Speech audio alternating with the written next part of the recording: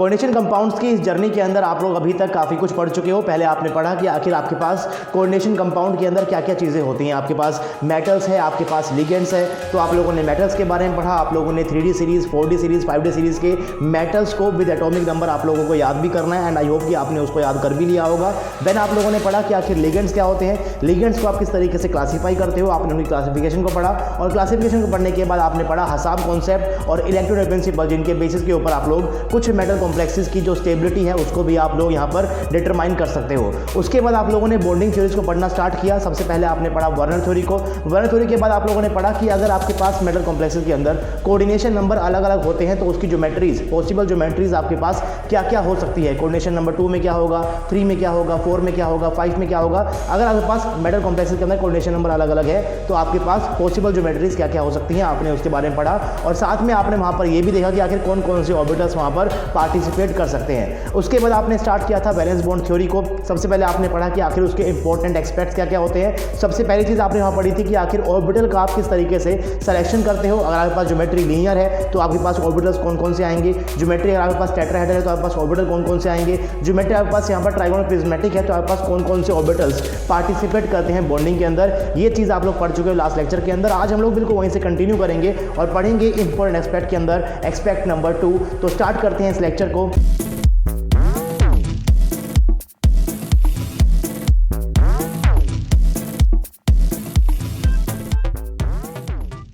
Hey guys, this is RJ and welcome to RJ Academy and this is lecture number 14 of coordination compounds। अभी तक हम लोग काफ़ी सारे लेक्चर्स कवर कर चुके हैं एंड आई होप कि आप लोगों ने बिल्कुल स्टार्टिंग से ही इस सीरीज़ को फॉलो किया होगा। तो जल्दी से मुझे आपको बताना है कि कितने ऐसे स्टूडेंट्स हैं जो कोऑर्डिनेशन केमिस्ट्री को लेक्चर नंबर 1 से फॉलो कर रहे हैं और कितने बच्चों को जो है चीज़ें समझ में आ रही हैं। अगर आपको कोई भी डाउट है तो वो डाउट भी आपको मुझे नीचे कमेंट बॉक्स में ज़रूर बताना है ताकि मैं वहाँ पर आपके डाउट्स को भी सॉल्व करने की कोशिश कर सकूँ।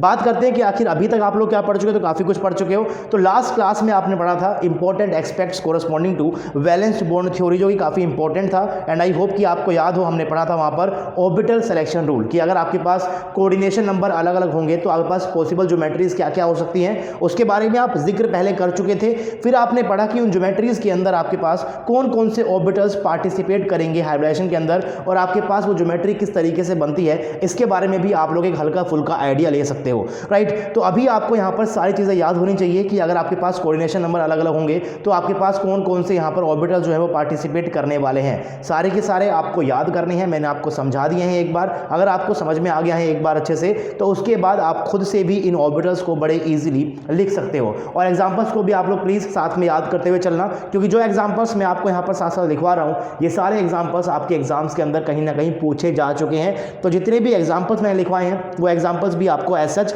याद करने हैं। तो आगे चलते हैं, बात करते हैं यहाँ पर पॉइंट नंबर 2 की इंपॉर्टेंट एक्सपेक्ट आपके पास वैलेंस बॉन्ड थ्योरी के अंदर पॉइंट नंबर 2 क्या होगा। लेकिन उससे पहले अगर आपने अभी तक वीडियो को लाइक नहीं किया है तो प्लीज लाइक कर दीजिएगा एंड अगर आपने अभी तक इसको शेयर नहीं किया अपने फ्रेंड के साथ तो प्लीज इस वीडियो को शेयर भी कर दीजिएगा। चैनल के ऊपर आप लोग नए हो तो चैनल को सब्सक्राइब भी करना है और सब्सक्राइब करते हुए आपको बेल आइकन को प्रेस भी करना है ताकि थोड़ा हम भी ग्रो कर सकें, राइट।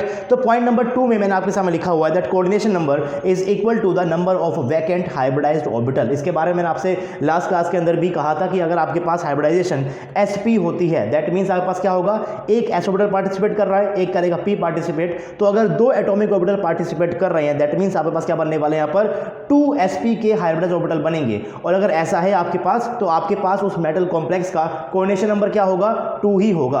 अगर आपके पास लेट्स से हाइब्रिडाइजेशन sp3 है, राइट, तो इसमें आप लोग क्या बोलोगे कि इसके आपके पास क्या है, एक s ऑर्बिटल है, 3 आपके पास p के ऑर्बिटल है। दैट मींस आपके पास यहाँ पर 4 एटॉमिक ऑर्बिटल ने पार्टिसिपेट किया है और आपके पास यहाँ पर बनने वाले हैं 4 sp3 के हाइब्रिडाइज्ड ऑर्बिटल। और यहाँ पर भी आपके पास जो मेटल कॉम्प्लेक्स होगा उसका कोऑर्डिनेशन नंबर क्या होगा, आपके पास 4 होगा। सिमिलरली अगर आपके पास यहाँ पर होती है हाइब्रिडाइजेशन लेट्स से sp3d2, तो इस केस में आपके पास क्या हुआ है, एक s का ऑर्बिटल है, 3 आपके पास p के ऑर्बिटल है, 2 आपके पास d के ऑर्बिटल है। दैट मींस आपके पास यहाँ पर 6 एटॉमिक ऑर्बिटल ने पार्टिसिपेट किया है। और अगर ऐसा है तो आपके पास यहाँ बनने वाले हैं 6 हाइब्रिडाइज्ड sp3d2 हाइब्रिडाइज्ड ऑर्बिटल। और आपके पास यहाँ पर जो होगा मेटल कॉम्प्लेक्स उसका कोऑर्डिनेशन नंबर क्या होने वाला है, वो भी आपके पास 6 होगा। तो ये बातें हम लोग पहले भी कर चुके हैं, बस मैंने यहाँ पर उसको एज ए पॉइंट लिखा हुआ है आपके सामने that coordination number is equal to number of vacant hybridised orbital की आखिर आपके पास कितने वैकेंट हाइब्रिडाइज्ड ऑर्बिटल्स हैं। तो आपके पास जो बनने वाले हाइब्रिडाइज्ड ऑर्बिटल वो तभी बन रहे हैं जब वो आपके पास क्या है, वैकेंट है। उसके बाद एक इंपॉर्टेंट पॉइंट है आपके पास जो कि लिखा हुआ हुआ है, hybridised orbital involves only in sigma bonding but if required non axial orbitals can explain the pi bonding between metals and ligands. एक डाउट हो सकता है कि आपके दिमाग में आया हो कि हमने सर कहीं ना कहीं पढ़ा है ऑर्गेनिक केमिस्ट्री के अंदर कि आपके पास जो हाइब्रिडाइज्ड ऑर्बिटल होता है वो सिर्फ और सिर्फ सिग्मा बॉन्डिंग के अंदर ही पार्टिसिपेट करते हैं, लेकिन कोऑर्डिनेशन कॉम्प्लेक्स के अंदर तो आप पाई बैक बॉन्डिंग की भी बात कर रहे हो। तो अगर वहां पर वो पाई बैक बॉन्डिंग है तो उस पाई बैक बॉन्डिंग को कैसे हम लोग एक्सप्लेन कर सकते हैं? मैं आपको एग्जांपल देता हूं। आपने कहीं ना कहीं पढ़ा होगा कि अगर आपके पास लेट से कोई मॉलिक्यूल है इथेन, तो वो कैसा होता है CH3 बॉन्ड CH3। अगर आपके पास मॉलिक्यूल है इथीन तो वो कैसा होगा आपके पास, this is will be CH2 double bond CH2। आपसे कोई पूछता है कि यहाँ पर इसकी हाइड्रेशन क्या होगी, तो आप बड़े इजीली बता दोगे कि आपके पास यहाँ पर इथेन में जो कार्बन है this is what, this is your sp3, this is your sp3 and this is your sp2 and this is your sp2। तो इसका मतलब क्या होता है पहले हम यहाँ पर उसको समझते हैं। आपने देखा होगा एग्जाम्पल मैंने आपको दिया था पहले मीथेन का एग्जाम्पल, जहाँ पर पास मॉलिक्यूल क्या था आपके पास, वहाँ पर मॉलिक्यूल था CH4 और CH4 के अंदर आपके पास यहाँ पर क्या था भाई, कार्बन आपके पास यहाँ पर था sp3 हाइब्रिडाइज्ड ऑर्बिटल, यानी कि कार्बन का एक s ऑर्बिटल और 3 p ऑर्बिटल मिलके बनाएंगे 4 हाइब्रिड sp3 ऑर्बिटल जो कि करते हैं बॉन्डिंग विद हाइड्रोजन एटम। और आपके पास यहाँ पर शेप क्या होती है इसकी, टेट्राहेड्रल आपके पास यहाँ पर इसकी शेप निकल कर आती है, क्योंकि आपके पास जो sp3 हाइब्रिडाइज्ड ऑर्बिटल है उसकी शेप क्या होती है, बेसिकली टेट्राहेड्रल होती है। तो अब उसी कॉन्सेप्ट को हम लोग लगाते हैं यहाँ पर भी।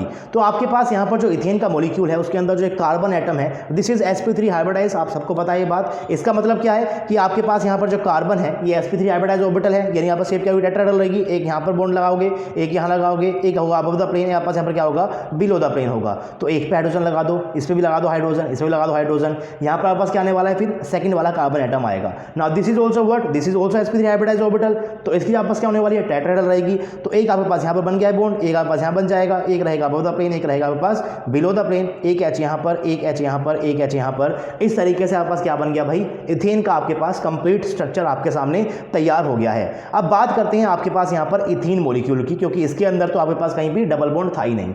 अगर मैं इथीन मॉलिक्यूल की बात करता हूँ तो आपके पास यहाँ पर क्या है, sp2 हाइब्रिडाइजेशन है आपके कार्बन एटम की। अगर आपके पास यहाँ पर sp2 हाइब्रिडाइजेशन है दैट मीन्स एक s का ऑर्बिटल रहा होगा, 2 रहे होंगे p के ऑर्बिटल। तो आपके पास यहाँ पर 3 एटॉमिक ऑर्बिटल ने पार्टिसिपेट किया है, तो आपके पास यहाँ बनने वाले हैं 3 हाइब्रिड ऑर्बिटल ऑफ sp2। तो अगर आपके पास यहाँ पर हाइब्रिड होते हैं sp2 तो उसकी शेप बस क्या होने वाली है भाई, that will be trigonal planar. I hope कि आपको याद हो। तो आपके पास कैसा बनेगा, एक रहेगा बॉन्ड यहाँ पर, एक रहेगा यहाँ पर, एक आपके पास होने वाला है यहाँ पर। इस पे लगा दिया आपने हाइड्रोजन, इस पे लगा दिया आपने हाइड्रोजन, तो यहाँ पास क्या आने वाला है भाई, सेकंड वाला कार्बन एटम आएगा।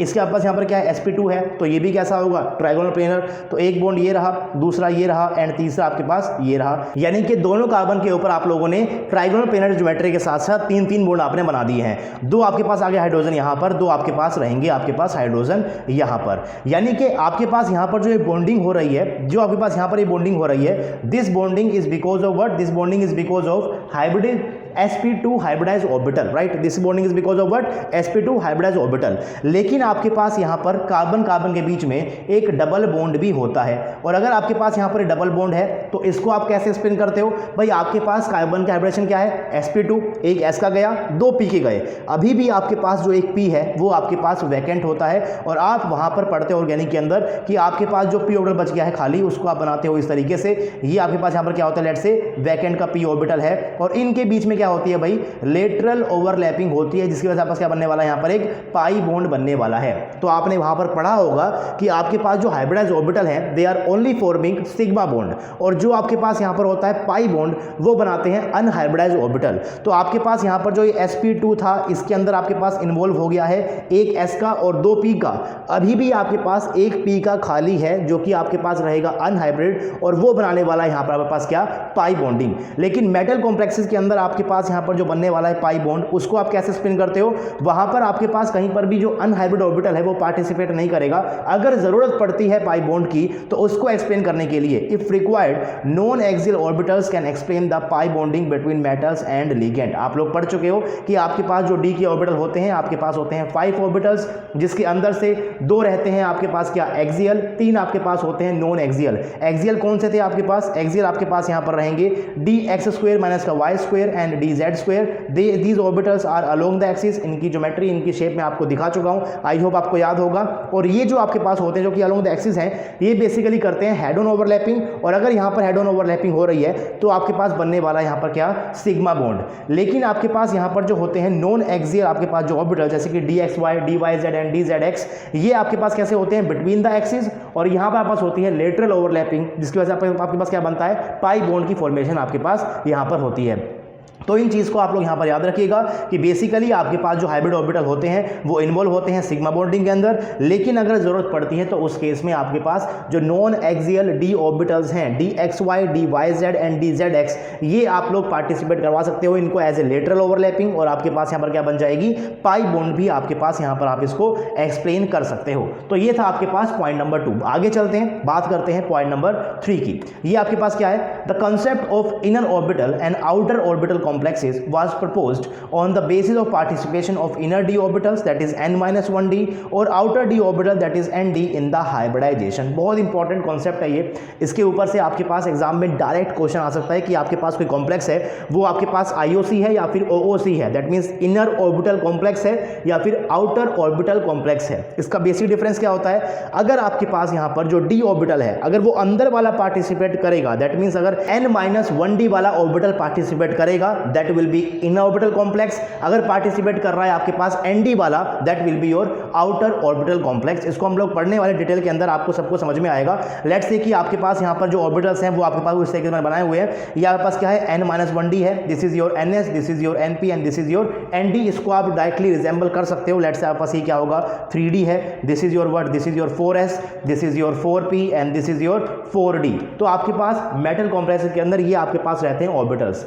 अगर हाइब्रिडेशन के अंदर आपके पास 3d वाला ऑर्बिटल पार्टिसिपेट करेगा विद 4s एंड 4p, तो आपके पास बनने वाला है इनर ऑर्बिटल कॉम्प्लेक्स, क्योंकि आपने यहां पर क्या यूज किया है, इन अंदर वाले आपने d ऑर्बिटल्स यूज किए हैं। अगर आपके पास यहां पर लेट्स से 3d हुआ, ये आपके पास यहां पर क्या है, 4s है, ये रहा आपके पास 4p, ये रहा आपके पास 4d। अगर आपके पास यहां पर 4s और 4p के साथ में 4d वाले ऑर्बिटल पार्टिसिपेट करेंगे, तो उस केस में क्या बनने वाला है, आपके पास आउटर ऑर्बिटल कॉम्प्लेक्स बनेगा। अब जरूरी नहीं है कि आपके पास ये हमेशा 3d होगा, हो सकता है आपके पास ये क्या हो, this is your 4d, this is your 5s, this is your 5p and this is your 5d। लेकिन आपके पास क्या होने वाला है, एक रहेगा n-1d एंड एक रहेगा आपके पास nd। तो जो ns और जो np है वो किसके साथ पार्टिसिपेट कर रहे हैं in the information of hybridisation orbital, तो उस केस में आपको जज करना है कि आपके पास जो कॉम्प्लेक्स बनने वाला है वो IOC है या फिर आपके पास OOC है। हम हर एक यहाँ पर देखेंगे कॉन्फ़िगरेशन को और चेक करने वाले हैं कि आखिर आपके पास कॉम्प्लेक्स क्या क्या बनेंगे। लेकिन पहले है इंपॉर्टेंट बात जो आपको पता होनी चाहिए, अगर आपके पास अंदर वाले ऑर्बिटल पार्टिसिपेट करेंगे तो आपके पास वो कॉम्प्लेक्स होता है IOC, यानी कि इनर ऑर्बिटल कॉम्प्लेक्स। अगर पार्टिसिपेट करेंगे आपके पास nd वाले ऑर्बिटल विद ns और np, तो आपके पास बनने वाला है यहाँ पर आउटर ऑर्बिटल कॉम्प्लेक्स, इसको आप OOC भी बोल सकते हो, राइट। उसके बाद आपको याद रखना है कि आपके पास जो होगा इनर ऑर्बिटल कॉम्प्लेक्स, ये आपके पास होते हैं बेसिकली लो स्पिन कॉम्प्लेक्स। इनका नेचर कैसा होता है, कोवलेंट होता है, और इन्हें आप लोग क्या बोलते हो, इनर्ट बोलते हो।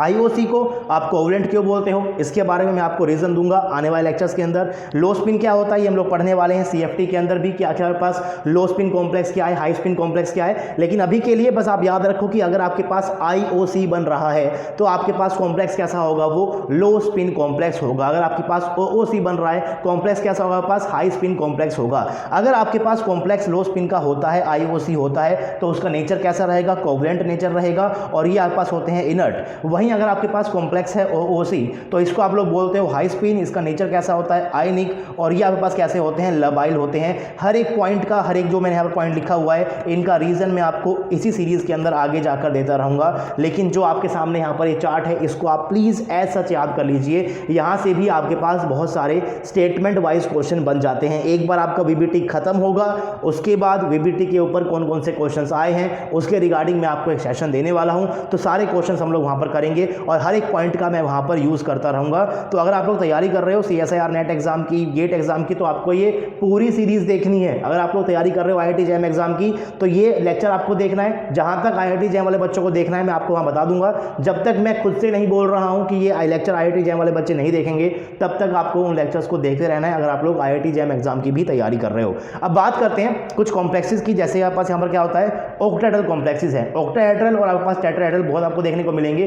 तो तो इन दोनों कॉम्प्लेक्सेस के ऊपर, इन दोनों ज्योमेट्री के ऊपर हमारा बहुत सारा फोकस होगा, क्योंकि आपका जो एग्जामिनर है वो भी इन्हीं ज्योमेट्रीज के ऊपर ही फोकस करता है। तो दोनों को हम लोग पढ़ने वाले हैं बारी बारी से कि आपके पास ऑक्टाहेड्रल के अंदर कौन से कॉम्प्लेक्स आईओसी हैं, कौन से आपके पास ओओसी हैं, टेट्राहेड्रल में कौन से आपके पास आईओसी हैं, कौन से आपके पास ओओसी हैं, उनके बारे में हम लोग यहाँ पर अब डिटेल के अंदर बात करते हुए चलते हैं। पहले बात करते हैं ऑक्टाहेड्रल कॉम्प्लेक्सेस की। तो अगर आपके मेटल के ऊपर कॉन्फ़िगरेशन रही D0 से D3 तक, जैसे कि D0 हो सकती है, D1 है, D2 है और D3 है। अगर आपके मेटल आयन के ऊपर कॉन्फ़िगरेशन है D0, D1, D2, D3, तो आपके पास बनने वाला कॉम्प्लेक्स हमेशा कैसा होने वाला है? हमेशा रहेगा इनर ऑर्बिटल कॉम्प्लेक्स। क्योंकि अगर आपके पास कॉन्फ़िगरेशन होती है D0, D1, D2 या D3, तो उस केस में आप ये चेक करने वाले हो, आप ये देखने वाले हो कि आपके पास जो अंदर वाले ऑर्बिटल्स हैं वो आपको हमेशा खाली मिलेंगे। To take participate in hybridisation, आपको हमेशा ये दो ऑर्बिटल हमेशा आपको खाली मिलने ही वाले हैं।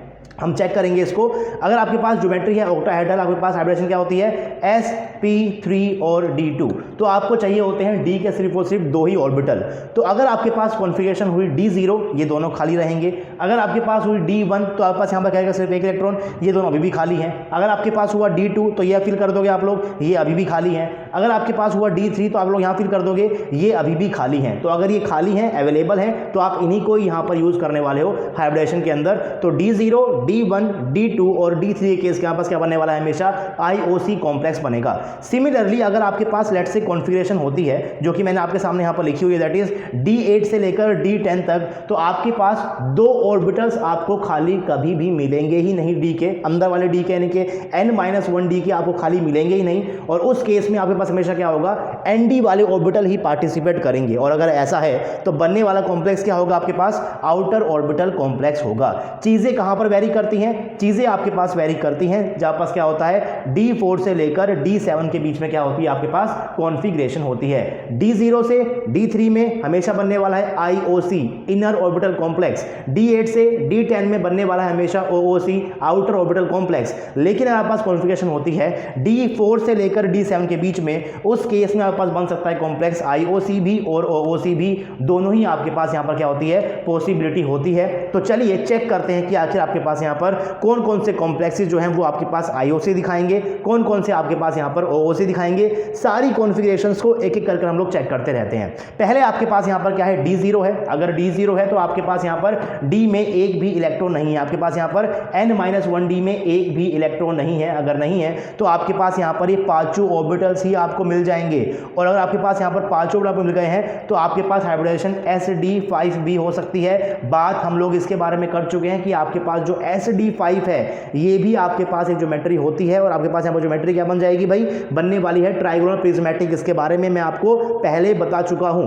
तो जिरकोनियम Me6-2 इस कॉम्प्लेक्स के पास क्या होता है भाई? इसके ऊपर होने वाली है D0 कॉन्फ़िगरेशन। आपके पास अगर ऐसा है तो आपके पास यहाँ पर 5 ऑर्बिटल्स D के वैकेंट है, अवेलेबल है to take participate in hybridization, जिसकी वजह से आपके पास यहाँ पर क्या बन जाएगा? sd5 बनेगी हाइब्रिडाइजेशन। आपके पास यहाँ पर ज्योमेट्री क्या होती है इसकी? Trigonal prismatic. इस एग्जाम्पल को प्लीज याद कर लीजिएगा। ये एग्जाम्पल क्या होता है? काफी बार आपके एग्जाम के अंदर पूछा भी जा चुका है। उसके बाद अगर आपके पास यहाँ पर कॉन्फ़िगरेशन है D1, यानी आपके पास यहाँ पर क्या है? एक आपके पास इलेक्ट्रॉन है n-1 D के अंदर, तो आपके पास यहाँ पर 5 ऑर्बिटल तो है नहीं, बचेंगे कितने? आपके पास 4 बचे। लेकिन आपको 4 नहीं चाहिए, आपको चाहिए कितने? सिर्फ 2। क्या 2 हैं? बिल्कुल है। तो आपके पास यहाँ पर 2 रहेंगे ये वाले, एक रहेगा आपके पास ये S वाला, 3 रहेंगे P वाले। ये आपके पास 6 एटॉमिक ऑर्बिटल मिलकर बनाने वाले हैं 6sp3d2 हाइब्रिडाइज ऑर्बिटल, जो कि पार्टिसिपेट करने वाले बॉन्डिंग के अंदर। आपके पास ज्योमेट्री क्या होने वाली है? यहाँ पर ऑक्टाहेड्रल ज्योमेट्री होने वाली है। सिमिलरली अगर आपके पास D2 हुआ तो 2 इलेक्ट्रॉन है, 2 आपके पास अभी भी वैकेंट है, अवेलेबल है to take participant hybridization, part करेंगे। और आप क्या बना लेंगे? यहाँ पर D2sp3 आपके पास बना लेंगे। भाई आपके पास यहाँ पर जो sp3d2 है ये आप लोग बोल सकते हो यहाँ पर D2sp3 भी। डिफरेंस क्या रहेगा? अगर मैं ये लिखूंगा तो मैं क्या बोल रहा हूँ? मैं बोल रहा हूँ कि आपके पास बाहर वाला d ऑर्बिटल आएगा। लेकिन अगर मैं यहाँ पर लिखने वाला हूँ ये, तो आप लोग क्या बोलोगे? यहाँ पर क्या हो रहा है? आपके पास अंदर वाले d ऑर्बिटल पार्टिसिपेट कर रहे हैं। तो आपके पास यहाँ पर जो एग्जांपल था D1 वाला, इसके आपका हाइब्रिडेशन क्या होने वाली है, D2sp3 होगी। sp3d2 आप उसको मत बोलिएगा, मैंने ऐसे ही लिख दिया, कोई बात नहीं, लेकिन आप इसको क्या बोलने वाले हो, D2sp3 ही बोलने वाले हो। अगर आपके पास यहाँ पर कॉन्फिगरेशन है D2 तो क्या बनेगा आपका हाइड्रोजन, D2sp3 बनेगी। एग्जांपल लिखे हुए आपके सामने यहाँ पर TiH2O+3, आपके पास यहाँ पर एग्जांपल लिखा हुआ है VH2O6+3। आप लोग देखते रहिएगा कि आपके पास जो एग्जांपल लिखे हुए हैं क्या आपके पास यही वाला केस बन रहा है कि नहीं बन रहा है। आपके पास इस कॉम्प्लेक्स में क्या है, TiH2O6 रहेगा, यहाँ पर H2O6 प्लस का 3 चार्ज है। H2 आपस क्या होता है, न्यूट्रल लिगेंड है, यानी कि जो भी चार्ज कॉम्प्लेक्स के ऊपर आपस कहाँ पर जाएगा, आपके पास जाएगा Ti के ऊपर। यहाँ पर क्या हो जाएगा भाई, Ti प्लस का 3 है। आपको याद है, क्या याद है आपको, साइंस टीचर वेरी क्रूशियल, मांगे, फेयर, कॉपी, निकल, कॉपर, जिंक, है ना, ये आपको याद करने हैं भाई, आपको इसको एज इट इज याद करना है। मांगे, fair, copy, this is but this is cobalt and this is but this is your copper. आपको ये सीरीज याद होनी चाहिए। ये आपका होता है 21 atomic number, this is 22, this is 23 and this is 24। आपके पास यहाँ पर क्या है, Ti है, Ti के ऊपर चार्ज क्या है, प्लस का 3 है। अगर आपके पास यहाँ पर ये 22 पे आपके पास यहाँ पर दैट में आपस क्या होगा भाई, दिस इज योर D2 यानी कि 3D2 एंड 4s2 ऑर्बिटल। आपके पास यहाँ पर चार्ज क्या है, प्लस का 3 है, तो 2 गए s के, एक जाएगा d का, तो क्या बन जाएगा, यहाँ बनने वाला है आपके पास 3D1 कॉन्फ़िगरेशन, जो कि मैंने आपके पास यहाँ पर लिखा हुआ है कि आपके पास कॉन्फ़िगरेशन होती है 3D1। तो आपके पास यहाँ पर रहेगा एक इलेक्ट्रॉन, 2 रहेंगे खाली, तो आपके पास क्या बन जाएगा, यहाँ पर D2sp3 बन जाएगा। तो इस तरीके से आपको यहाँ पर सारे के सारे एग्जांपल्स में चेक करने हैं कि आपके पास जो मेटल आयन है उसके ऊपर कॉन्फ़िगरेशन क्या है। इसमें भी चेक कीजिएगा, राइट, इसमें भी आपको चेक करना है, इसमें भी आपको चेक करना है और इसके अंदर भी आपको चेक करना है, सब में ही आपको यहाँ पर चेक करना है। आपके पास यहाँ पर एग्जांपल लिखा हुआ है D3 का भी, अगर आपके पास D3 हुआ तो 3 आपके पास भरे हुए हैं, 2 अभी भी खाली हैं, बन सकता है D2sp3 तो बनेगा भी। एग्जांपल लिखा हुआ है क्रोमियम NH3 प्लस का 3, आपके पास यहाँ पर क्या मेटल आयन भाई, Cr+3 है। आपके पास यहाँ पर क्या है, वेलेडियम प्लस का 3 है। आपके पास ऊपर क्या था, Ti प्लस का 3 था। तो आप यहाँ पर चेक कर सकते हो कि आपके पास जो मेटल आयन है इसकी कॉन्फ़िगरेशन क्या है, जो कि मैंने यहाँ पर लिखा हुआ है, this is your D1, this is your D2 and this is your D3। आप खुद से भी प्रैक्टिस जरूर कीजिएगा, तभी आपकी जो स्पीड है वो थोड़ी सी आपके पास क्या हो जाएगी, इंक्रीज हो जाएगी। अगर आपके पास लेट से हुआ D8 तो आप कैसे फिल करोगे भाई, आप फिल करोगे एक यहाँ पर, एक यहाँ पर, एक यहाँ पर, एक यहाँ पर, एक यहाँ पर, देन एक और यहाँ पर, एक और यहाँ पर, एक और यहाँ पर। अगर आपके पास यहाँ पर पेयरिंग भी हो रही होगी, लेट से आपके पास ये दोनों कहाँ पर आ गए, इसके अंदर ही आ गए, तो भी आपके पास सिर्फ एक ही खाली बचेगा, जो कि आपको चाहिए नहीं, आपको 2 चाहिए। यहाँ पर मैक्स टू मैक्स एक ही खाली हो सकता है, वो भी कब होगा, जब यहाँ पर आपके पास पेयरिंग होगी। लेकिन पेयरिंग कब होती है, कब नहीं होती है, आगे पढ़ेंगे। चाहे पेयरिंग हो चाहे पेयरिंग ना हो, दोनों ही केसेस के अंदर आपको यहाँ पर 2 d के ऑर्बिटल खाली नहीं मिलेंगे। और ऐसा हुआ तो आपके पास पार्टिसिपेट करने वाला यहाँ पर बाहर वाला d ऑर्बिटल, और अगर भागा पार्टिसिपेट करेगा तो आपके पास यहाँ पर क्या हो जाएगा, sp3d2। आपके पास कॉम्प्लेक्स कैसा रहेगा, OC आपके पास कॉम्प्लेक्स रहेगा। सिमिलरली D9 के अंदर भी और D10 के अंदर भी आपको सिर्फ और सिर्फ क्या मिलने वाला है, आपको यहाँ पर एक भी ऑर्बिटल आपको यहाँ पर खाली नहीं मिलेगा d का, और आपको चाहिए यहाँ पर 2। और क्योंकि यहाँ पर नहीं है, इसीलिए फोर्सफुली आप लोग कहाँ पर जा रहे हो, बाहर वाले nd ऑर्बिटल के ऊपर जा रहे हो। आपके पास यहाँ पर कॉम्प्लेक्स क्या बनने वाला है, OC बनेगा। आपके पास हाइड्रोजन क्या रहेगी, sp3d2 रहेगी। ऊपर आपके पास क्या थी, ऊपर आपके पास थी D2sp3। तो अगर D2sp3 लिखा मिल जाए तो आपके पास क्या है, IOC है। अगर sp3d2 मिल जाए तो आपके पास क्या है, OOC है। इस चीज़ को भी आप लोग यहाँ पर समझते हुए चलिएगा। अब बात करते हैं कि आखिर जो आपके पास ये VBT है, ये किस तरीके से लिगेंड्स के बिहेवियर को एक्सप्लेन करने वाली है। क्योंकि आपके पास यहाँ बनने वाला है D4 से लेकर D7 तक, उस केस में आपके पास कब पेयरिंग होगी, कब पेयरिंग नहीं होगी, स्ट्रॉन्ग फील्ड लिगेंड क्या होता है, वीक फील्ड लिगेंड क्या होता है, पेयरिंग का, स्ट्रॉन्ग फील्ड का, वीक फील्ड का, इन 3 टर्म्स का यूज़ किया था CFT ने।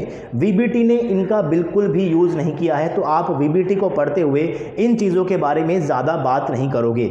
VBT ने कैसे एक्सप्लेन किया था, मैं पहले आपको वो बता रहा हूं। CFT वाला कॉन्सेप्ट हम लोग CFT के अंदर पढ़ेंगे। आई नो कि आपको CFT वाला याद होता है, इजी भी होता है, हम भी आगे उसको पढ़ने वाले हैं। लेकिन VBT ने कैसे एक्सप्लेन किया, पहले जरा उसके ऊपर यहाँ पर बात कर लेते हैं। आपके पास यहाँ पर क्या है भाई, ऑर्बिटल्स n-1d है, NS है, NP है और ND है। एक चीज़ सबको पता है कि यार आपके पास लेट से ये 3D हुआ, आपके पास ये आपके पास क्या हुआ, 4S हुआ, this is your 4P and this is your 4D। अगर मैं बात करता हूँ 4D की और 3D की, तो एक चीज़ सबको पता है कि आपके पास जो होगा 3D ऑर्बिटल वो छोटा होगा, 4D वाला बड़ा होगा। जैसे आपके पास ये होता है 1S का ऑर्बिटल, ये आपके पास होता है 2S का ऑर्बिटल है, राइट। ये आपके पास क्या है, 1S है, ये आपके पास क्या है, 2S है। जैसे आपके पास ये क्या होता है, आपके पास 2P है, ये आपके पास क्या होगा भाई, 3P होगा। यानी कि आपके पास जैसे जैसे n की वैल्यू बढ़ती बढ़ती है वैसे आपस क्या होता है भाई, आपके पास जो ऑर्बिटल्स है उसका साइज भी आपके पास बढ़ता हुआ जाता है। 2s का ऑर्बिटल आपके पास 1s से बड़ा होता है, 3p का ऑर्बिटल आपके पास 2p से बड़ा होता है। सिमिलरली आपके पास क्या होगा, 4d का ऑर्बिटल आपके पास क्या होने वाला है, 3d से बड़ा होगा। यानी कि आपके पास जो 3d है दिस इज योर, जिसका पास क्या होता है लेस रेडियल एक्सपेंशन है, इसके पास क्या, आपके पास क्या है मोर रेडियल एक्सपेंशन। क्या है आपके पास कौन सा बड़ा है, तो 4d बड़ा होता है, दैट मीन आपके पास यहाँ पर क्या होने वाला है मोर रेडियल एक्सपेंशन आपके पास होगा।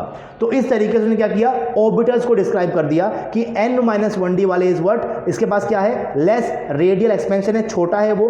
4d आपके पास क्या है मोर रेडियल एक्सपेंशन आपके पास क्या है बड़ा है। ये उसने कहा किसके बारे में कहा, मेटल के ऑर्बिटल के बारे में कहा। अब बात करते हैं कि लिगेंड के अंदर इसने क्या कहा। लिगेंड में इसने कहा कि अगर आपके पास लिगेंडिंग साइट के ऊपर फ्लोरीन है, ऑक्सीजन है, तो आपके पास ये क्या होते हैं हाईली इलेक्ट्रोनेगेटिव एटम है। और अगर आपके पास ऐसा होता है तो आपके पास कैसे होते हैं बहुत छोटे यानी कि कॉन्ट्रैक्टेड होते हैं। अगर आपके पास ये हाईली इलेक्ट्रोनेगेटिव है तो कॉन्ट्रैक्टेड रहेंगे, हाईली इलेक्ट्रोनेगेटिव है तो कॉन्ट्रैक्टेड रहेंगे। इस चीज़ को ध्यान रखिएगा।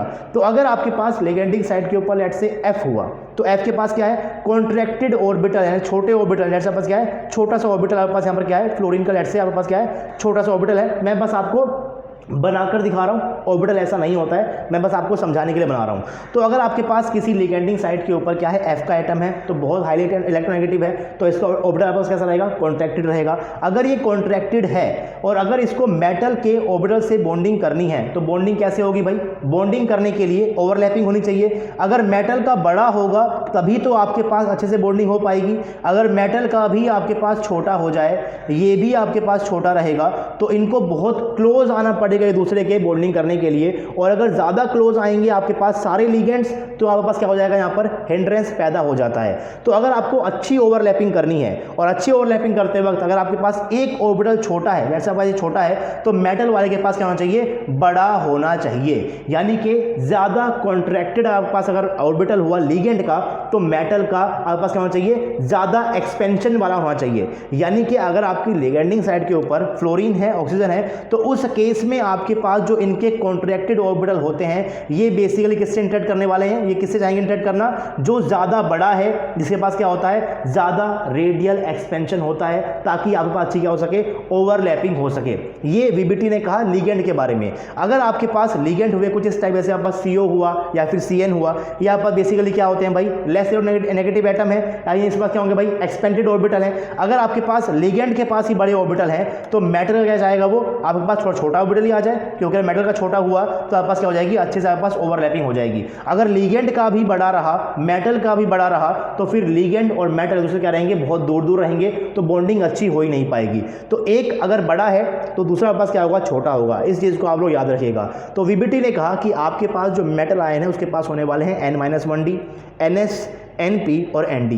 ये आपके पास क्या है N-1D आपके पास छोटा होता है, ये आपके पास क्या होता है भाई बड़ा होता है। इसके पास आपके पास क्या है लेस रेडियल एक्सपेंशन, आपके पास क्या है ज़्यादा रेडियल एक्सपेंशन है। लिगेंड में उसने कहा कि अगर आपके लिगेंड के पास फ्लोरीन है ऑक्सीजन आपस कैसे होते हैं वो कॉन्ट्रैक्टेड होते हैं। अगर ये कॉन्ट्रैक्टेड है तो ये जुड़ना चाहेंगे इसके साथ बड़े वाले यानी कि ND के साथ। अगर आपके पास यहाँ पर लिगेंड हुआ CO या फिर CN नेगेटिव, यानी कि उसके पास क्या है लेस इलेक्ट्रोनेगेटिव एटम है उसकी लिगेंडिंग साइड के ऊपर, तो उस केस में आपके पास वो क्या होते हैं लेस कॉन्ट्रैक्टेड यानी कि बड़े हैं। अगर ये ऑलरेडी बड़े हैं तो ये कहाँ पर जाएंगे N-1D के पास जाएंगे, यानी कि मेटल के छोटे वाले के पास जाएंगे। इस तरीके से क्या कहा भाई वीबीटी ने एक्सप्लेन किया। अब इसको समझते भी हैं। So conditions favouring IOC and OOC in the complex is where the configuration is what D4 to D7। पहला पॉइंट है more electronegative atom of ligating site of ligand is more contracted. आपने कहा पहली बात अगर आपके पास यहाँ पर फ्लोरीन है और यहाँ पर क्या हो जाएंगे ये मोर कॉन्ट्रैक्टेड हो जाएंगे and generally overlap with ND orbital rather than N-1D orbital because ND orbital has more radial expansion than N-1D orbital. आपने पढ़ा क्वांटम के अंदर भी, क्या पढ़ा है आपने क्वांटम में, that your radius is what n² A0/z। तो आपके पास अगर n बढ़ेगा आपके पास क्या हो जाएगा भाई r भी आपके पास बढ़ता है। ये चीज़ तो आपको ऑलरेडी पता भी है और क्वांटम में आप इसको अच्छे से डिराइव भी करते हो। तो आपके पास यहाँ पर क्या होगा ND का बड़ा होगा N-1D का छोटा होगा। अगर आपकी लिगेंडिंग साइड के ऊपर है F और O यानी कि मोर इलेक्ट्रोनेगेटिव एटम, तो उसके पास क्या होता है कॉन्ट्रैक्टेड रहेंगे। अगर ये कॉन्ट्रैक्टेड कहाँ पर जाएंगे ये जाने वाले हैं ND के साथ, ये आपके पास इसके जाने की प्रेफर नहीं करेंगे, ये उसने कह दिया। उसके बाद इसने कहा नीचे में लिखा हुआ है and thus ND orbital effectively overlap with contracted ligand. तो अगर आपके पास यहाँ पर कॉम्प्लेक्स लेट से मैं बात कर रहा हूँ क्रोमियम H2O6 + 2 चार आपस क्या है आपके पास एक सिंपल सा कॉम्प्लेक्स है। अब इस कॉम्प्लेक्स में आपके पास लिगेंड क्या है भाई, आपके पास यहाँ पर क्या है H2O है। ये आपके पास यहाँ पर क्या होगा भाई, इसके लिगेंड साइड आपके पास क्या है ऑक्सीजन एटम है, यानी आपके पास क्या है हाईली इलेक्ट्रोनेगेटिव है, यानी आपके पास ये क्या है भाई कॉन्ट्रैक्टेड आपके पास क्या है इसके ऑर्बिटल रहने वाले हैं। अगर ये कॉन्ट्रैक्टेड है तो ये चाहेंगे जोड़ना किसके साथ, ND के साथ ये जोड़ेंगे, ना कि N-1D के साथ। अब बात करते हैं आपके पास यहाँ पर इस क्रोमियम +2 के ऊपर कॉन्फिगरेशन क्या होती है। H2O क्या है न्यूट्रल है, इसके ऊपर चार्ज क्या +2 है, कहाँ पर होगा सारा मेटल के ऊपर रहेगा। तो आपके पास अगर क्रोमियम +2 है तो आपके पास ये क्या बन जाएगा भाई, ये बनने वाला है D4 का, यानी कि 3D4 का पास क्या हो जाएगी इसी कॉन्फिगरेशन हो जाएगी, इसको चेक कीजिएगा यही होती है। तो अगर आपके पास यहाँ पर ये 3D4 है तो आपके पास ऑर्बिटल रहेंगे इस तरीके से, this is your 3D, this is your 4s, this is your 4p and this is your 4d। आपके पास यहाँ पर लिगेंड क्या है H2O है, कैसा है वो आपके पास कॉन्ट्रैक्टेड है। अगर ये कॉन्ट्रैक्टेड है तो अगर मैं यहाँ पर लेट से पेयरिंग कर दूँ तो क्या बनेगा आपके पास यहाँ पर कुछ ऐसा बन जाएगा ये, राइट, ये ऐसा बन सकता है अगर बनना चाहे तो। आपके पास यहाँ पर रहेंगे दो, यहाँ पर रहेंगे दो, तो इसको यहाँ पर दो खाली मिल जाएंगे, लेकिन आपके पास जो H2O लिगेंड है वो इससे इंटरेक्ट करना ही नहीं चाहता, और अगर करना ही नहीं चाहेगा तो आपके पास यहाँ पर कोई फालतू की फोर्सफुल पेयरिंग नहीं होगी। ये कहाँ पर जाएगा, सीधा बाहर वाले जाएगा डी ऑर्बिटल के ऊपर, यानी कि हाइब्रिडेशन के अंदर आपके पास पार्टिसिपेट कौन कौन करने वाला है आपके पास यहाँ पर ये 4s, ये 4p एंड साथ में करने वाला है यहाँ पर ये 4d। तो एक रहेगा 4s का, 3 रहेंगे 4p के, 2 रहेंगे 4d के, और आपके पास यहाँ बन जाएंगे 6sp3d2 हाइब्रिडाइज्ड ऑर्बिटल, जो करेंगे आपके पास बॉन्डिंग विद H2O लिगेंड। अगर आपके पास यहाँ पर लेट से लिगेंड होता है, मैं बात कर लेता हूँ लेट से आपके पास यहाँ पर लिगेंड मैं आपको दिखा देता हूँ। लेट से आपके पास अगर आपके पास यहाँ पर कॉम्प्लेक्स है FeCN6, आपके पास यहाँ पर कॉम्प्लेक्स है FeCN6 3 नेगेटिव। अब इसके ऊपर आपके पास कैसे निकालोगे कॉन्फिगरेशन क्या है भाई, आपके पास यहाँ पर क्या है CN, इसके ऊपर चार्ज क्या होता है -1, लेट्स से आपके पास क्या है X है। अगर आपके पास यहाँ पर ये X है, राइट, आपके पास यहाँ पर क्या है एक आयन का एटम है, इसका मैंने क्या कर दिया X कर दिया, प्लस करूंगा 6 आपके पास लिगेंड है, एक के ऊपर चार्ज क्या -1 चार्ज है, पूरे कॉम्प्लेक्स के ऊपर चार्ज क्या है -3 है। तो क्या बन जाएगा ये X -6 -3 आपके पास क्या आ जाएगा X = +3, यानी कि आपके पास यहाँ पर क्या है Fe जो है वो प्रेजेंट है Fe+3 के अंदर, और आपके पास Fe+3 में आपके पास क्या होता है D5 इसकी कॉन्फिगरेशन रहती है।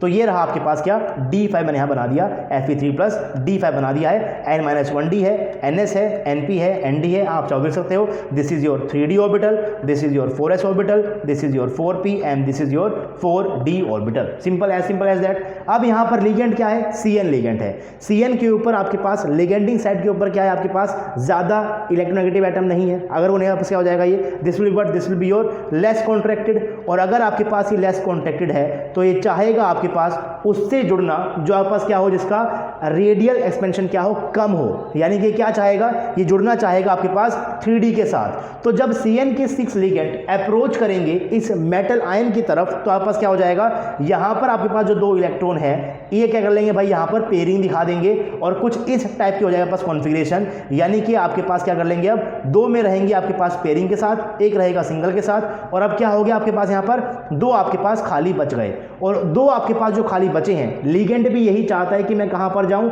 N-1D में जाऊं। तो क्या करेगा भाई, यहां पर आपके पास क्या हुई है, फोर्सफुल पेयरिंग हुई है, पेयरिंग होने बस क्या बच गया भाई, आपके पास बच जाएंगे यहां पर 2 खाली, तो N-1D के 2 ऑर्बिटल, राइट, एक ये S का ऑर्बिटल और 3 ये P के ऑर्बिटल मिलकर क्या बनाएंगे, बना लेंगे आपके पास 6d2sp3 हाइब्रिडाइज्ड ऑर्बिटल, जिसके आपस में होने वाली है बॉन्डिंग आपके पास यहाँ पर होने वाली है। So this is what, this is your IOC, यानी कि आपके पास जो FeCN6 -3 है, this is what, this is your IOC and this is what जो आपने पहले पढ़ा है chromium H2O6 + 2 charge, this is what, this is your OOC, क्योंकि आपके पास यहाँ पर क्या हुआ है, आउटर वाले डी ऑर्बिटल आए हैं, उस केस में आपस क्या हुआ था, इनर वाले डी ऑर्बिटल आए थे। तो जो बातें मैंने आपको बोली हैं वो सारी की सारी बातें मैंने यहाँ पर लिखी हुई हैं, एक बार मैं उसको भी यहाँ पर पढ़ देता हूँ। आपके पास यहाँ पर क्या है, H2O लिगेंड है, आपके पास यहाँ पर क्या होगा, ऑक्सीजन होगा, दिस इज मोर इलेक्ट्रोनेगेटिव, यानी आपके पास क्या है, कॉन्ट्रैक्टिंग लिगेंड है, तो ये जुड़ना चाहेगा ND के साथ। अगर ऐसा है बस क्या बनने वाला है, यहाँ पर OOC आपके पास बनेगा, और आपके पास यहाँ पर कोई भी फालतू की पेयरिंग नहीं हो रही है। तो VBT ने लिगेंड के बिहेवियर को इस तरीके से एक्सप्लेन किया, behaviour of these ligands are considered as weak field field ligand. इस टर्म का वीक फील्ड लिगेंड का जो यूज है वो सीएफटी ने किया था। सीएफटी ने बाद में कहा कि इस लिगेंड का जो बिहेवियर है वो बेसिकली आपस क्या हो गया, यहाँ पर वीक फील्ड की तरह वो काम कर रहा है। इसको हम आगे भी पढ़ेंगे। मैं यहाँ पर टर्म यूज कर रहा हूँ बिहेवियर। इसका मतलब क्या है, बिहेवियर है जो कि बदलता रहता है मेटल के साथ साथ। अगर आपके पास यहाँ पर क्रोमियम का +2 है तो आपके पास यहाँ पर जो H2 है इसने यहाँ पर कैसा बिहेवियर दिखा दिया, वीक फील्ड लिगेंड का बिहेवियर दिखा दिया। अगर मैं यहाँ पर क्रोमियम +4 कर दूं तो यही क्या बन जाएगा, आपके पास स्ट्रॉन्ग फील्ड लिगेंड बन जाएगा।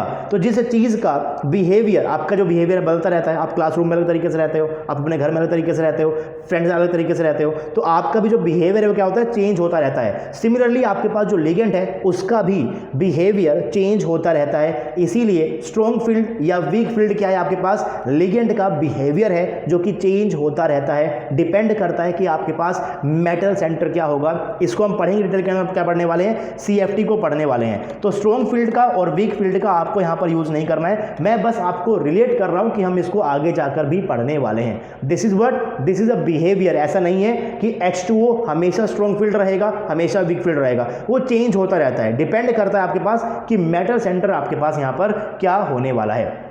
फिर मैंने यहाँ पर एग्जांपल लिखा होता है एक और, जो कि मैंने आपको एक्सप्लेन तो कर दिया है, लेकिन जो लिखा है उसको पढ़ देता हूँ एक बार। Less electronegative atom on the ligating side is more expanded and generally overlap with n-1d orbital and form inner orbital complex. जैसे आपके पास यहाँ पर एग्जांपल लिखा हुआ मैंने, FeCN6 माइनस का 3, आपके पास यहाँ पर क्या होगा, Fe+3 है, D5 रहेगा, आपके पास यहाँ पर क्या है, D5 है, और आपके पास यहाँ पर जो ligand that is what, that is CN। ये आपके पास लिगेंड कैसा है, this ligand is what, this is expanded ligand. तो ये कहाँ पर जाना चाहेंगे, ये जाना चाहेंगे लेस रेडियल एक्सपेंशन वाले ऑर्बिटल की तरफ, यानी कि जाना चाहेंगे ये n-1d के पास जाएंगे। तो जब लिगेंड, जब CN के 6 लिगेंड इस मेटल की तरफ अप्रोच करेंगे, उसके समय पर क्या हो जाएगा, यहाँ पर फोर्सफुल पेयरिंग होगी, तब यहाँ पास क्या हो जाए, 2 रह जाए खाली। तो आपके पास यहाँ पर क्या होगा, 2 रहेंगे आपके पास 3d के ऑर्बिटल, 1 रहेगा 4s का, 3 रहेंगे 4p के, और ये क्या बनाएंगे मिलकर, ये बनाने वाले हैं 6d2sp3 हाइब्रिडाइज ऑर्बिटल, जिसके अंदर आपके पास क्या होने वाले, यहाँ पर इस तरीके से बॉन्डिंग होगी और क्या बने आपके पास IOC आपके पास यहाँ पर कॉम्प्लेक्स बन जाने वाला है। So behaviour of these ligands are considered as strong field ligand. So जो लिगेंड मेटल के पास अप्रोच करते वक्त फोर्सफुल पेयरिंग करा दें, जो लिगेंड मेटल की तरफ अप्रोच करते वक्त फोर्सफुल पेयरिंग करा दें, उन्हें हम लोग क्या बोलते हैं, स्ट्रॉन्ग फील्ड लिगेंड बोलते हैं। और जो लिगेंड मेटल की तरफ अप्रोच करते वक्त पेयरिंग ना कराएं, जैसे कि यहाँ पर H2O ने नहीं कराया, तो इसको मैं क्या बोल दूंगा, वीक फील्ड लिगेंड बोल दूंगा। तो ध्यान रखिएगा, स्ट्रॉन्ग फील्ड लिगेंड आपके पास क्या करते हैं भाई, पेयरिंग करवाते हैं, वीक फील्ड लिगेंड पेयरिंग नहीं करवाते हैं। लेकिन VBT ने स्ट्रॉन्ग फील्ड लिगेंड और वीक फील्ड लिगेंड की बात नहीं की थी। VBT ने क्या कहा, VBT ने कहा कि अगर आपके पास लिगेंडिंग साइट के ऊपर रहा, हाईली कॉन्ट्रैक्टेड लिगेंडिंग साइट रही, तो वो कहां पर जाएंगे, वो आप जाने वाले हैं ND के पास। अगर आपके पास यहां पर रहा लेस कॉन्ट्रैक्टेड, तो कहां पर जाएंगे, वो जाने वाले हैं n-1d के साथ। तो यही चीज आपने कहा, और इस तरीके से क्या बोलते हो कि आपस क्या बनने वाला है, IOC बनेगा या फिर आपके पास OOC बनेगा। अब ऐसा तो नहीं है कि आपके पास इस तरीके से कॉम्प्लेक्स लिखा हुआ है तो इस तरीके से एक्सप्लेन कर दिया गया। भाई अगर एक्सप्लेन किया है तो कोई ना कोई एक्सपेरिमेंट भी रहा होगा, तो उस एक्सपेरिमेंट को भी आपको पढ़ना है। एक्सपेरिमेंट काफ़ी इंपॉर्टेंट होते हैं, तो हम लोग पढ़ेंगे कि किस तरीके से VBT ने यहाँ पर एक्सप्लेन कर दिया कि भाई ये आपके पास IOC है, ये आपके पास EOC है, OOC है। तो इसके लिए आपके पास पहले क्या जाता है, उस कॉम्प्लेक्स का मैग्नेटिक मोमेंट निकाला जाता है। मैग्नेटिक मोमेंट को निकालने के बाद ही आप क्या डिसाइड करते हो कि आपके पास IOC बनेगा या फिर OOC बनेगा। ये सब जो थ्योरी है ये बाद में दी गई है, पहले क्या हुआ होगा, यहाँ पर एक्सपेरिमेंट कहा गया होगा। तो उसको पढ़ेंगे हम लोग कि आखिर आपके पास जो VBT है उसकी अप्रोच क्या है, उसको पढ़ने वाले हम लोग। लेकिन पढ़ेंगे क्या हम लोग, उसको पढ़ेंगे हम लोग नेक्स्ट क्लास के अंदर। अभी के लिए पॉइंट और पढ़ लेते हैं। पॉइंट क्या है, heavier containers generally form inner orbital complex यानी कि IOC because as we move from 3d to 4d to 5d the ND orbital becomes so diffused that it does not effectively overlap with the donor orbital of the ligand. यानी कि जैसे जैसे आप लोग जाओगे 3D से आप जा रहे हो 4D के अंदर, आप जा रहे हो 5D, आपको पता है कि जो आपके पास साइज है क्या होता है भाई, वो बढ़ता रहता है। यहाँ पर छोटा साइज रहेगा, यहाँ पर छोटा रहेगा। तो अगर ऐसा है, यानी कि आपके पास ऑर्बिटल में क्या होते हैं, इलेक्ट्रॉन्स रहते हैं। ऑर्बिटल बेसिकली आपके पास क्या इलेक्ट्रॉन डेंसिटी है। तो अगर इसका साइज बढ़ जाएगा, दैट मीन आपके पास क्या हो गया भाई, जो इलेक्ट्रॉन है वो क्या हो गए हैं, ज़्यादा डिफ्यूज्ड हो गए हैं। यानी कि अब ज़्यादा एरिया आपके पास क्या है, इलेक्ट्रॉन है। अगर आपके पास इलेक्ट्रॉन अब ज़्यादा एरिया में है, ज़्यादा डिफ्यूज हो गए हैं, तो इलेक्ट्रॉन डेंसिटी किसी एक पर्टिकुलर जगह नहीं है, और अगर वो पर्टिकुलर जगह नहीं है तो बस बॉन्डिंग भी अच्छे से नहीं होती है।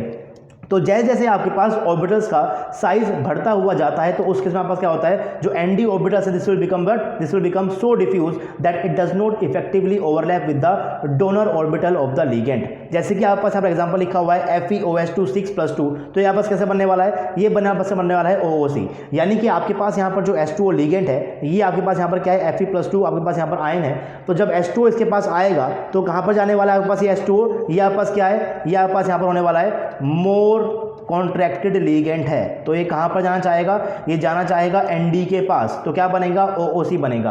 अब यहाँ पर लिगेंड आपके पास क्या है H2O ही है, ये आपके पास क्या रहेगा भाई, दिस इज मोर कॉन्ट्रैक्टेड, तो ये कहाँ पर जाना चाहेगा, ये आपके पास जाने वाला है भाई एनडी के पास ही। लेकिन जरा ध्यान से देखिए आपके पास यहाँ मेटल क्या है RU है, जो कि आपके पास 3D सीरीज का नहीं है, ये आपके पास चलेगा हो आप लोग 4D सीरीज के अंदर, और अगर आप लोग चले गए 4D सीरीज के यहाँ पर क्या हो गया भाई, डी ऑर्बिटल बहुत ज़्यादा डिफ्यूज हो गए हैं, यानी कि आपका जो एनडी ऑर्बिटल आपका क्या हो जाएगा, ये बहुत डिफ्यूज हो गया। और अगर ऐसा है, अगर ये बहुत डिफ्यूज हो गया तो उस केस में आपके पास अच्छे से बॉन्डिंग नहीं हो पाएगी, तो ये आपके पास एनडी के पास नहीं जाएगा, ये कहेगा भाई मैं काम चला लूंगा N-1D वाले के साथ ही। इसीलिए आपके पास जो 4D सीरीज के मेटल होते हैं और जो होते हैं 5D सीरीज के मेटल आयन, वो आपके पास क्या करेंगे भाई, उसके यहाँ पास क्या होता है N-1D वाला ही पार्टिसिपेट करता है, क्योंकि जो एनडी ऑर्बिटल क्या हो जाएगा आपके पास, वो बहुत ही ज़्यादा डिफ्यूज हो जाएगा, इसी वजह से क्या होती है, अच्छे से ओवरलैपिंग आपके पास नहीं हो पाती है। तो अगर आपके पास मेटल रहा 4D का या फिर 5D का, उस केस में क्या होने वाला आपके पास, हमेशा N-1D ही पार्टिसिपेट करेगा, और अगर ऐसा है तो हमेशा क्या बनने वाला है, IOC ही आपके पास बनने वाला है। साथ में अगर आपके पास जो मेटल है उसके ऊपर अगर मैं चार्ज को भी इंक्रीज करता जाऊं तो फिर क्या होगा भाई, as the charge on the central metal ion increases, यानी कि N-1D orbital more preferably participate in bonding with ligand as compare to ND orbital. तो बस आप ध्यान रखिएगा, अगर आप लोग जा रहे हो 4D सीरीज की बात कर रहे हो, 5D सीरीज की बात कर रहे हो, अगर आपके पास जो मेटल है वो रहा 4D का या 5D का, हमेशा क्या बनने वाला है, IOC ही बनेगा। अगर आपके पास चार्ज भी ज़्यादा हुआ तो उसके पास क्या बनने वाला है, हमेशा IOC ही बनेगा।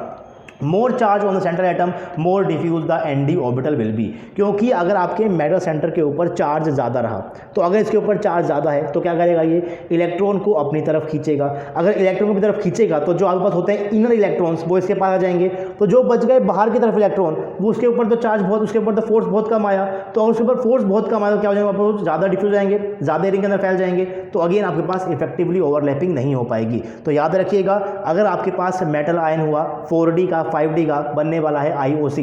अगर आपके मेटल के ऊपर चार्ज ज़्यादा हुआ तो बनने वाला क्या है आपके पास, हमेशा IOC, और हमेशा क्या होगा आपके पास, N-1D ऑर्बिटल ही पार्टिसिपेट आपको करते हुए देखने को मिलेंगे। जैसे कि अगर आपके पास यहाँ पर है कोबाल्ट NH3 6+2, आपके पास यहाँ पर क्या है, कोबाल्ट के पास चार्ज यहाँ पर क्या है, प्लस का 2 चार्ज है, तो क्या बने आपके पास यहाँ बनने वाला है OOC। लिगेंडिंग साइट के ऊपर क्या है भाई, NH3 है, यानी कि आपके पास यहाँ पर क्या है, N है, ज़्यादा इलेक्ट्रोनेगेटिव एटम है। अगर ज़्यादा इलेक्ट्रोनेगेटिव एटम है यहाँ पर क्या हो जाएगा, ये this will be less contracted. अगर आपके पास यहाँ पर ये लेस कॉन्ट्रैक्टेड है, अगर आपके पास ये क्या है, more contracted, is not, this is what, this is more contracted.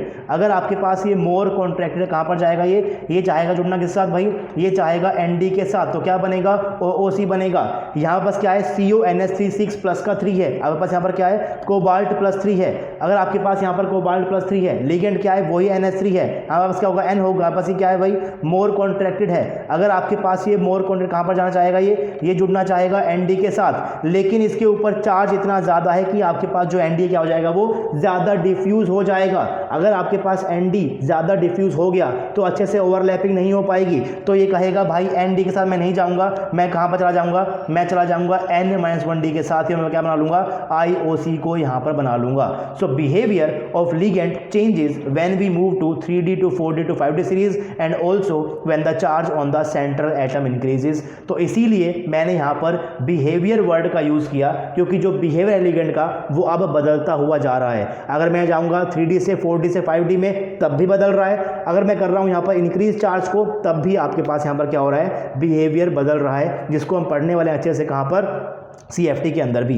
तो ये कुछ इंपॉर्टेंट एस्पेक्ट थे आपके पास VBT की। अब बात करेंगे कि आखिर VBT किस तरीके से बता रही है कि ये लिगेंड पेयरिंग करवाएगा। हालांकि उसने पेयरिंग वर्ड का यूज़ नहीं कहा, उसने कहा कि ये लिगेंड OOC बना रहा है, ये लिगेंड IOC बना रहा है। तो उसने किस तरीके से आपको एक्सप्लेन कर दिया, एक्सपेरिमेंट क्या किए गए थे, उसके बारे में बात करने वाले हैं नेक्स्ट लेक्चर के अंदर। आई होप कि आपको क्लास पसंद आई होगी। क्लास आपको अच्छी लगी तो आपको वीडियो को लाइक करना है, आपको साथ में शेयर करना है फ्रेंड के साथ। भाई शेयर कर दो वीडियो को, ताकि थोड़ा सा हम भी ग्रो कर पाएँ। और अगर आप लोग चैनल के ऊपर नहीं हो तो चैनल को आप सब्सक्राइब कर लो। सब्सक्राइब करते हुए आप बेल आइकन को जरूर प्रेस कीजिए ताकि आपके पास नोटिफिकेशन पहुंच जाए जब भी मैं यहाँ पर कोई नया वीडियो अपलोड करूँ। और आपको हमारा काम अच्छा लगता है तो आप आरजे अकेडमी की फाइनेंशियल हेल्प भी कर सकते हो। आप हमें गूगल पे, फोन पे या पेटीएम कर सकते हो। नंबर आपकी स्क्रीन के ऊपर है 9053519385। Any support is highly appreciable guys, ताकि आपके सपोर्ट की हेल्प से हम लोग आपके लिए नए नए कोर्सेज लाते रहें एकदम फ्री। आपसे मिलूंगा मैं नेक्स्ट क्लास में, तब तक के लिए पढ़ते रहिए, पढ़ाते रहिए, कुछ रहिए। Thank you so much.